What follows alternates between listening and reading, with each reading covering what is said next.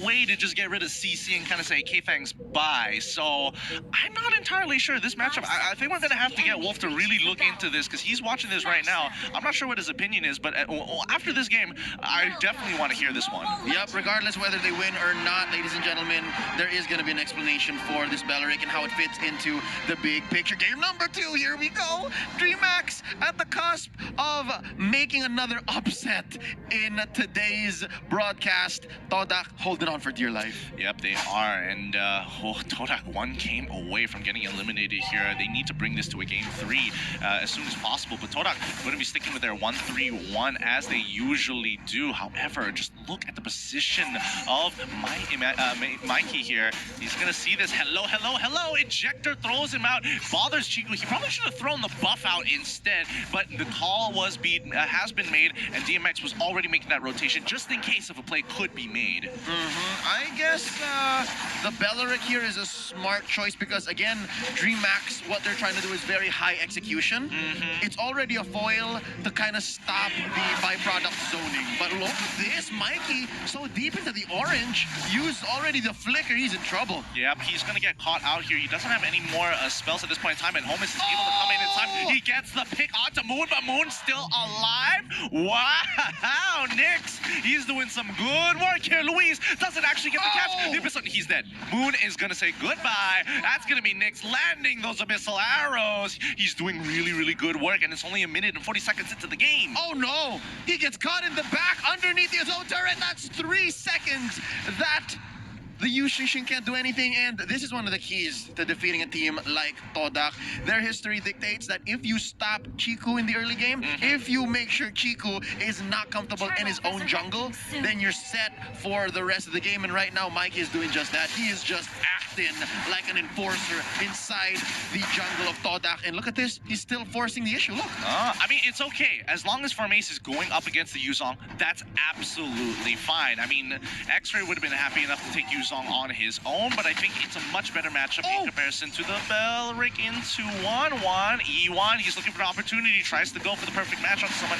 Doesn't necessarily land it, but Formace is right in position to drop down his all catches. One, they take out Luis in the process. Cabral wants to cut off their exit points. Chico now in trouble, gets hit by the knockup. They flicker off the wall, but it's just too late. X-Ray now has to make something happen as Nyx is zoning them out. They can't afford to take any more damage.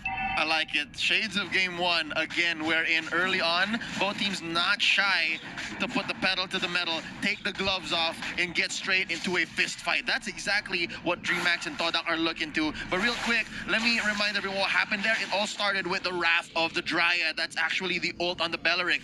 A full immobilization on everyone in a small zone around him. And essentially, that's what opened up the fight for Todak. But what they did not count on was everyone in the vicinity, save for Homies, to be part of it, and eventually led to Dreammax score in 3. Yeah, I think, you know, Dreammax, they are responding much better to Todak's initial initiations than they would have expected here. And Moon now dropping down his ult towards the mid lane, just cleaning it up. Turtle is the priority. And Cabral versus Formace. Again, if there's no team fights, this is deadlock. If there's no team fights, they're just making sure to manage the waves upon each other. But right now, Formace just walks. Oh, they pull him in. It's going to be a full combo onto Makey here. He gets caught out, and Jiku gets a free kill under his belt as they look to start Turtle. The playmaker is gone. Now Cabral has to come in to try and fill in those big shoes as Luis. He wants to go in on top of Jiku. He goes for the perfect match. Rose connects 2 times. Cabral secures the kill, but Luis will trade his life for it. This is going to be carry for a carry. Okay, so far it was weird that Mikey walked into nowhere, but the fact that Chiku fell in a trade for Luis makes me think that Dreammax is letting go. I think they're not respecting what Formace is putting on the table. And E1 finds a catch onto Makey once again, and this time X-Ray in position to capitalize. Nyx, even with the Abyssal Arrow, ain't gonna close the distance in time.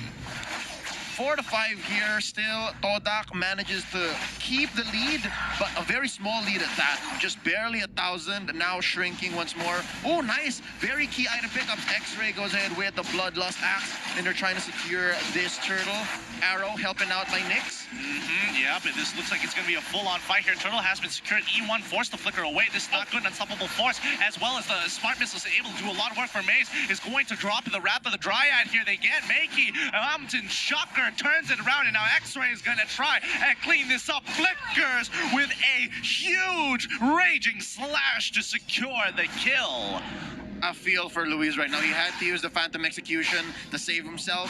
No damage was dealt there, but at least he's alive, right? At least he's alive. And now Homis, in he comes. It's been a while since we last saw Homis being part of a team fight, and right now they're threatening X-Ray. I think he's going to get away, though. Yeah, he is. And E1, he's just kind of zoning him off here. And the rest of the team of Todak is going to be looking to invade the jungle as well. They're trying to get rid of that. Yep, they got the purple in for the process. Ruiz drops down the Wrath, the Moon flickering forward to get closer to Luis. He doesn't die! What? Where did he get the last one? Oh, the fruits! He picked up the fruits along the way! All right, he picked up the fruits, and yeah, I think at some point, against E1 and against 4Maze, they just don't have much reach. If Moon was still around, maybe. Like a single blast from Moon would have been done, but yeah, again, Luis, that's what, 2 for 2 now of close calls. Oh ho! E1 managing to get a pick onto Makey once again, but Chiku, he's not able to finish off that kill. Makey at 1 HP! Crossbow of Tang won't be able to finish off E1, and 4Maze is like, hello, hi guys, it's me. Yo! Dreammax has been surviving on 1 HP and a dream for the longest time right now. And yeah, 4Maze pops the Wrath of the Dryad, in comes Luis from behind. I mean, perfect execution. 4Maze flickers a little bit late, but it's not like Luis did a lot of damage to begin with. I'm surprised how little damage that did, considering how much health was missing. 0, 2, and 1. I'm guessing Luis is hungry right now. And again, there have been so many fights in the past 5 minutes, Gideon. So I'm getting why there's not much farm on Luis. I can't say the same for Chico. Maybe he's doing a little better. Yeah, and I mean, I have to kind of give it to Cabral here. He is performing out of his mind on this Yuzong. Oh, he's going to get caught out here. Chico right on top of him, forcing that flicker, going into that Black Dragon form. K, thanks, bye. I'm out of here, rotating towards the top side because I'm expecting a Lapu to get dove in a little bit. As Turtle has been slain, that's probably the move, right?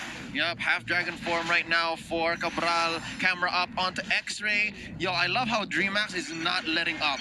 The pressure, they've made a decision. We want to push top, all right? So y'all send people up here too, or else we're going to finish. Yeah, and I think Dreammax is looking almost like an MPL team. They're becoming hyper efficient. Yeah. Oh, this is not happening. Let's move it up the map. There is so much space to play with. Honestly, it's so impressive. I don't get it. Where did this come from? Where was this Dreammax yesterday? The same thing with 10 Seconds Gaming from earlier today. Yeah, I mean, they've been holding back here, and now X-Ray, he's got to get on over with the Bravest Warrior as well. He's going to be walking away. Oh, Abyssal Arrow doesn't connect on Chiku. He's able to get out just in time, but scary stuff, scary stuff. Wait, something's happening on towards the top lane. Can we have a look at that as X-Ray gets caught out? Crossbow attack has been used, and no, wait a minute. They've already taken out Makey in the process. Mountain Shocker as well. It's a 1-for-1 trade, and I don't think Todak is expecting this much resistance from Dreammax. I think it's at the point where... Oh! Cabral wants more! He gets 2! He gets 2! Luis able to put in the final blow. Again, you mentioned earlier, Cabral is playing out of his mind. Yo, that is an understatement. Oh, Cabral is just picking up the pieces. Todak is starting these fights. Dreammax is making the plays, but in the end, Dreammax always trades up. But we can't count Todak out just yet. They've been able to stabilize many, many times before, but again, Cabral can't seem to break through formation, so he wants to play across the map. Now Cabral again pinning down 4Maze. And if anything, in the past 3 or 4 minutes, 4Maze has been using Wrath of the Dryad as a defense mechanism. Right now there's another one. And it looks like he's going to use it to try and survive. But, oh, unstoppable force throw minute to the back ejector. Luis gets a kill. Oh, this is huge. E1 pulls all 3 in, and they manage to take them all out in the fattest Atlas ult you have ever seen in your life. Worth, man. Hashtag worth. Put it on a shirt. Spell it out all in caps. 4Maze will do this all day. Sacrifice himself for 4 kills. Oh, Todak is back. E1 redeems himself from game 1. He makes one of the biggest plays here for his team as they look to take Lord. Just wins all across the board. That's all they do from here on in if they keep doing things right. And yeah, wow, again, just like you said earlier, Dreammax was playing like an MPL team. Todak's like, let me show y'all how a champion does it. From Lord, jumping straight into the orange. Moon does it. just 360 no look, meteor shower. Yeah, I mean, he is able to steal these buffs, and that's extremely important, especially for people like Holmes, because that, especially on marksmen in particular, that orange buff, he's so deadly.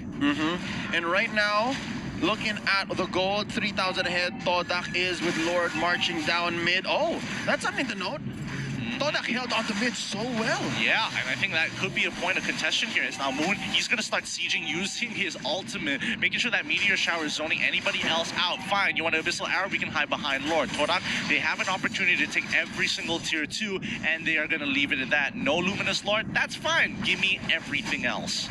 That's at least 2 turrets that the Lord did. So Todak is, they're getting dividends paid for them in that investment. 10 to 12. Approaching 11 minutes in, they've grown their lead to about 5,000. And right now, Chiku's feeling it. Despite this being a very messy KDA, 5, 4, and 6, I think the only one really that's fighting this or that's really contesting this would be E1, man. E1 is just in shape, 0, 3, and 10. And with the help of Formaze, it's interesting that you need 2 tanks to set things up, but if they'll equal at least 3 to 4 kills, by all means, keep it up. Look at this. Moon already has the Glowing Wand, has the Ice Queen Wand, has the Genius Wand. This little girl has not enough hands, man. Yeah, I mean, you can just keep, the more wands you have, the more power he seems to be building at this point in time. And I think, you know, Moon trying to be the secondary carry of the team. This is very reminiscent of their M1 run, where, you know, that was Moon's meta, where he was very comfortable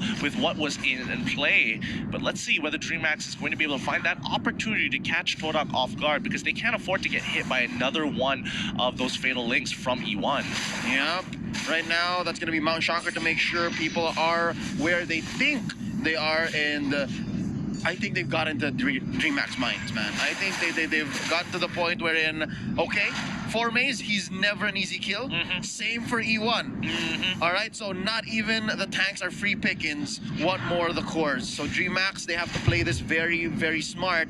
And right now, Nyx has just fallen off. Yeah, and at this point in time, I think it's understandable why.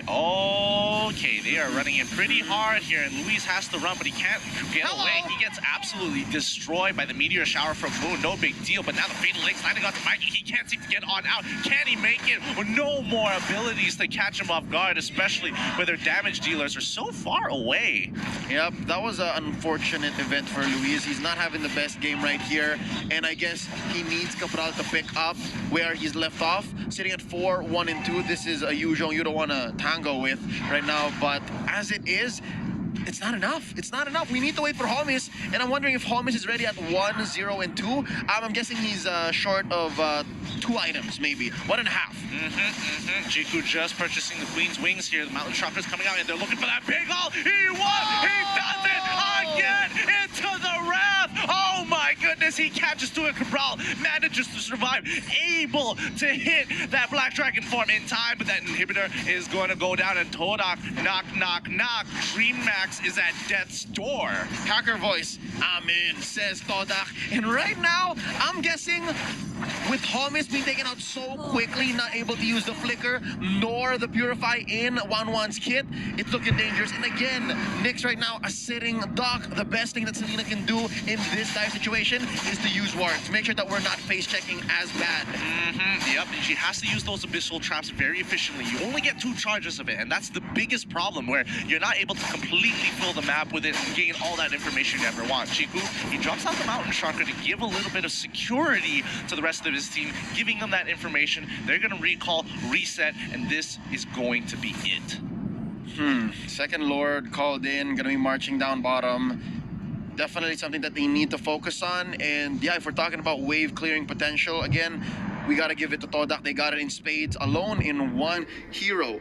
Just 1 hero is capable of defending the base. And talking about Moon, talking about Chang'e. Again, last time we checked, what was that, 2 or 3 minutes ago, he had 3 wands. Reminds me of Roronoa Zoro from One Piece. But right now, I'm guessing with that mystery shop, like, I'm pretty sure Moon is sitting on close to completing his whole set. All 6 complete, all 6 ready to go. And if you're able to take out Luis by just making a small mistake, especially I think it's the Ice Queen one that really put the nail in the coffin, then this is Dreammax just holding on for dear life. This is dangerous. This is scary. All right, here's the moment we've all been waiting for. Lumislord walks on through. Moon is going to be starting off this fight, starting off with the immediate meteor shower. Mickey looking for an opportunity here, but the backline is going to get stuck. X-Ray forcing out Homies away, but we look out towards the top side. The Wrath has already, the Minus Wrath has already been dropped, and there they go. They lose 2 of their cores in the process, and Lord is just going to keep knocking away right at the end. Todak clinically end this game, forcing it out on them, pulling it to a game 3.